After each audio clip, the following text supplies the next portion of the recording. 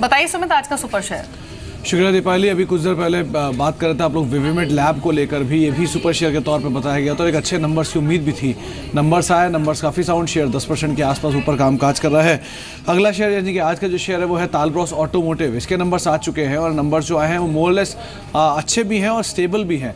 लगातार quarter by quarter company जो numbers हैं वो स्टेबल देखने को मिल रहे हैं। इस तिमाही में भी कंपनी की ऑपरेटिंग परफॉर्मेंस करीब 10% के आसपास इंप्रूव हुई और अदरवाइज भी कंपनी का जो मुनाफा है उसमें बढ़त आते हुए दिखाई पड़ी। करीब 7% के आसपास का इजाफा वहाँ भी रहा। ऑटो एंसिलरी स्पेस के अंदर कंपनी है तो बहुत ज़्यादा ऑटो डिमांड है, उसका इम्पैक्ट अभी इसके ऊपर नहीं आया है, लेकिन हाँ जिस तरह कंपनी ने डाइवर्सिफाई किया है और कुछ नए प्रोडक्ट्स लॉन्च किए हैं उसका इम्पैक्ट कंपनी को अगले 2 क्वार्टर के अंदर ज़रूर आता हुआ दिखाई पड़ेगा। सबसे अहम चीज़ ये कि प्रमोटर का जो स्टेक है वो लगातार बढ़ रहा है। यानी अगर पिछले 3 तिमाही को आप उठा के देखें तो प्रमोटर इसमें थोड़ा थोड़ा करके, नहीं 2-2, 5-5% करके स्टेक बढ़ा रहे हैं और अब करीब 70% के आसपास स्टेक प्रमोटर ला चुके हैं कंपनी के अंदर। एक स्ट्रॉन्ग डिविडेंड ट्रैक रिकॉर्ड है, करीब 2 से 2.5 रुपए के आसपास का डिविडेंड हर तिमाही में, हर साल प्रमोटर यहाँ पे कंपनी जो है वो देती है। 14 रुपए के आसपास ही कैश ईपीएस है, यानी कि मौजूदा स्तरों से करीब 8 से 10% के आसपास का कैश ईपीएस कंपनी का है। तो एक अच्छे कैश फ्लोज कंपनी के पास है।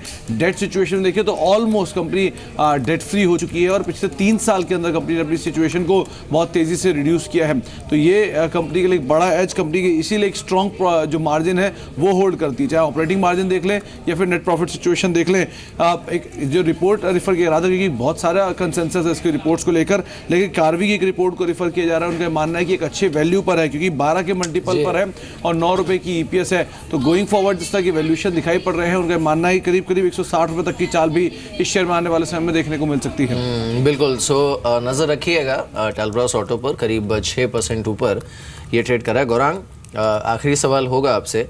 टाटा मोटर्स करीब 6.25% नीचे है। I know you have a buy call, लेकिन अगर किसी के पोर्टफोलियो में नहीं है टाटा मोटर्स बाय चांस और वो ऐड करना चाहते हैं, तो इन लेवल्स पर एलोकेटेड फंड का कितना पैसा या फिर कितना परसेंटेज डिप्लॉय करना चाहिए?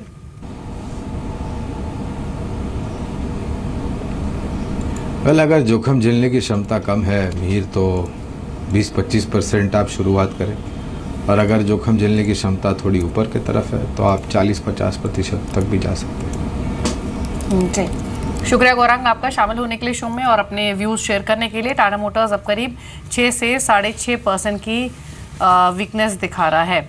लेकिन एक और स्टॉक आप देखिए वो है सन फार्मा का। कल इसके भी नंबर्स आए थे, नंबर्स के बाद तो ये उतना नहीं टूटा था या फिर कहें कि गिरकर रिकवर हुआ था। आज फिर से डेलो पर ट्रेड कर रहा है 3% की वीकनेस के साथ। ब्रोकरेज हाउसेज न्यूट्रल हैं सन फार्मा पर। ये हेमंत, आपका व्यू क्या है सन फार्मा पर अभी? देखिए, मुझे तो पूरा फार्मा सेक्टर ही वीक लगता है। Very clearly the way positions are getting placed, वो चाहे ऑरबिंदो फार्मा हो या लुपिन हो या सन फार्मा हो। हालांकि रिजल्ट्स पर मैं कमेंट नहीं कर पाऊंगा, लेकिन जिस तरह से शॉर्ट्स पोजीशंस ओपन है फार्मा स्टॉक्स में और जिस तरह से लगातार मैं इसमें कॉल राइटिंग देखता आया हूँ सन फार्मा में, मुझे नहीं लगता कि Sun Pharma is out of woods. मेरे हिसाब से 610-615 का एक लेवल दोबारा से टेस्ट कर सकता है। और वैसे भी ओवरऑल भी अगर आप इसमें ट्रेडिंग प्रॉफिट्स ढूंढ रहे हैं फार्मा सेक्टर में, तो better there are all sell on rise. तो मेरे हिसाब से आप कोई भी स्टॉक में थोड़ा सा भी बाइंग आए तो सेल कीजिए। और बिंदो फार्मा में मुझे टारगेट 625 का लग रहा है। सन फार्मा जैसे हमने डिस्कस किया 615 और लुपिन 1435। तो मेरे हिसाब से ये टारगेट्स बहुत जल्द अचीव हो सकते हैं। जी, तो फार्मा वीक लग रहा है हेमंत को। यहाँ पर कुछ शॉर्ट कॉल्स ही बताई हैं, स्पेशली ऑरबिंदो फार्मा जो कि अभी भी करीब 5 रुपए नीचे ट्रेड कर रहा है। लेकिन एक बार फिर से देख लेते हैं टाटा मोटर्स, जो कि आज कमजोर ओपन हुआ और अभी भी 6 से 7% की वीकनेस दिखा रहा है।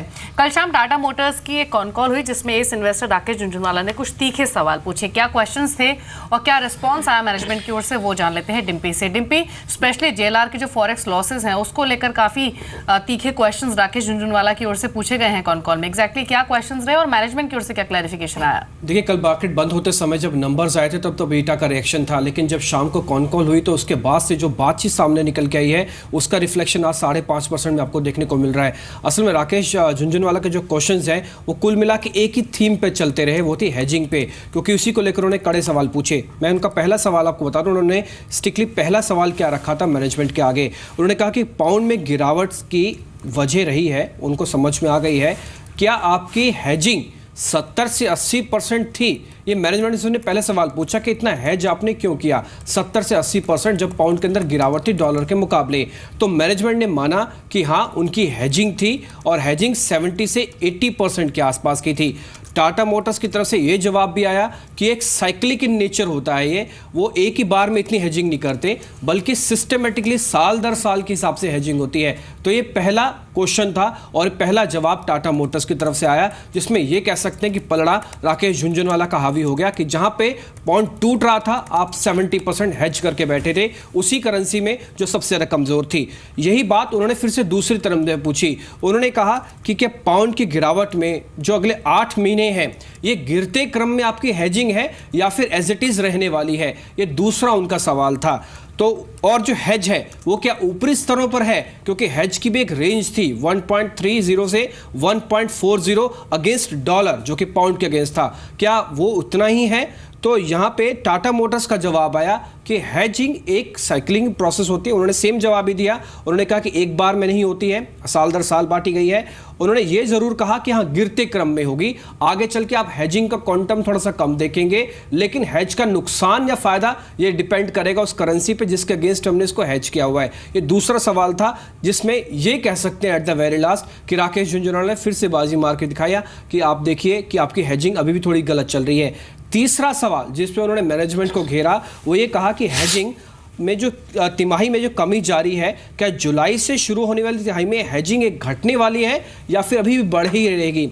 तो मैनेजमेंट का कहना था कि हेजिंग में गिरावट जारी है, क्वांटम अभी आपको दे नहीं सकते, लेकिन आप मोटा मोटी ऐसा समझ सकते हैं 80%, 70%, 60%। ये 60% जो आज 80% है, इस 60% आने में इसको 3 साल लग सकते हैं। तो आप ये समझिए कि अगले 3 साल के लिए हो सकता है हेज का लॉस आए। ये इनके क्वेश्चन से समझ में आया और टाटा मोटर्स इस पर फिर से गिर गया कि आपकी हेजिंग अगर साइक्लिक है, 3 साल में आप डिवाइड कर रहे हैं तो सिर्फ 20% का हेजिंग आपका 60% तक आएगा, जो कि अभी 80% है, जो कि बहुत ज़्यादा है और करेंसी का नुकसान मिल रहा है। इसके अलावा उन्होंने एक और सवाल पूछा जो कि अब अनहेज को लेकर था कि जो पोजीशन आपने अनहेज नहीं कही। उन्होंने क्या इस हिसाब से तिमाही में अनहेज आय में क्या कमी जारी रहेगी जो पोजीशंस हेज नहीं है? उन्होंने कहा यस, इसमें भी प्रेशर रहेगा। एक तो हेजिंग लॉन्ग और दूसरा अनहेज में भी आपको थोड़ा सा दबाव आता हुआ दिखेगा। लेकिन एक इंपॉर्टेंट बात जो उन्होंने प्राइसिंग को लेकर पूछी है, 5वां सवाल था मैनेजमेंट का, लेकिन 5वां सवाल सिर्फ और सिर्फ हेजिंग पे ही चल रहा था। उन्होंने ये कहा कि क्या ज़्यादातर पाउंड की हेजिंग 1.3 या 1.4 डॉलर के हिसाब से की गई है? तो मैनेजमेंट ने माना कि यस, ज़्यादातर हेजिंग इसी रेंज में हुई है और अभी की जो हेजिंग थी लास्ट क्वार्टर की वो 1.4 यानी कि हेज के भी अपर एंड पे थी, तो इसलिए नुकसान आपको ज़्यादा दिख रहा है। लेकिन ये कॉन्टिन्यूस प्रोसेस है, अगर ज़्यादा करेंसी में टूट नहीं आती है तो हेज का लॉस कम हो जाएगा। ये मैनेजमेंट बार बार बताने की कोशिश कर रही थी। ये 5वां सवाल भी हेजिंग पर ही था। अब छठा सवाल जो उन्होंने पूछा वो भी हेजिंग पे ही था, लेकिन घेरने की कोशिश उनकी तरफ से थी कि जो मौजूदा हेजिंग है उसमें ज़्यादातर हिस्सा जून 2016 में किया गया था, क्योंकि जल्दी जल्दी बदला नहीं है। तो इस हिसाब से पाउंड में ज़ोरदार गिरावट आई है, तो उसका नुकसान इस बार के क्वार्टर में ज़्यादा है क्या? टाटा मोटर्स ने कहा कि कुछ हिस्से की हेजिंग तो जून में हुई थी, कुछ हिस्से की हेजिंग जून के बाद हुई थी, तो इसलिए हो सकता है आने वाले क्वार्टर्स में भी आपको हेज लॉस इनकी बैलेंस शीट्स पे दिख जाए। ये टाटा मोटर्स का उन्होंने सीधा तो नहीं कहा, लेकिन उनके जवाब में छुपी हुई बात यह है, क्योंकि अगर कुछ हिस्सा ज़्यादातर जून में नहीं हुआ और जून के बाद भी हुआ है तो दबाव आता दिखेगा। अब वो 2017 की तरफ बढ़ गए थे, तो उनका 7वां सवाल ये था कि मेरे मुताबिक जून 2017 के बाद भी हेजिंग क्या आपकी और बढ़ने वाली है? तो मैनेजमेंट ने कहा नहीं, वो बढ़ेगी नहीं, क्योंकि हेजिंग का फैसला एक बार लिया गया और वो ज़्यादातर बदलता नहीं है, तो इसलिए अनुमान नहीं है कि उनके हेजिंग क्वांटम बढ़ेगा, जो है वो एज इट इज ही जाएगा। लेकिन फ़ायदा नुकसान सिर्फ करेंसी के ऊपर नीचे पर होगा। ये टाटा मोटर्स की तरफ से जवाब था। आखिरी सवाल उन्होंने बहुत गंभीरता से और बहुत सटीक से पूछा कि क्या ऊपरी स्तरों पर हेज करती है, इसलिए हमेशा घाटा आगे भी जारी रहने वाला है? मैनेजमेंट ने बहुत छोटा जवाब दिया, हाँ आपका कहना ठीक है कि हो सकता है हमको हेजिंग का घाटा मिलेगा, लेकिन उन्होंने बात यह भी कही कि हम आपसे बाद में मिलेंगे, इसके बारे में और ज़्यादा जानकारी नहीं दी। तो ये 9 कड़े सवाल पूछे गए जो कुल मिला के हेजिंग को लेकर थे, और इसमें कह सकते हैं कि राकेश झुंझुनवाला का पलड़ा भारी रहा, मैनेजमेंट थोड़ा कमज़ोर दिख रहा था।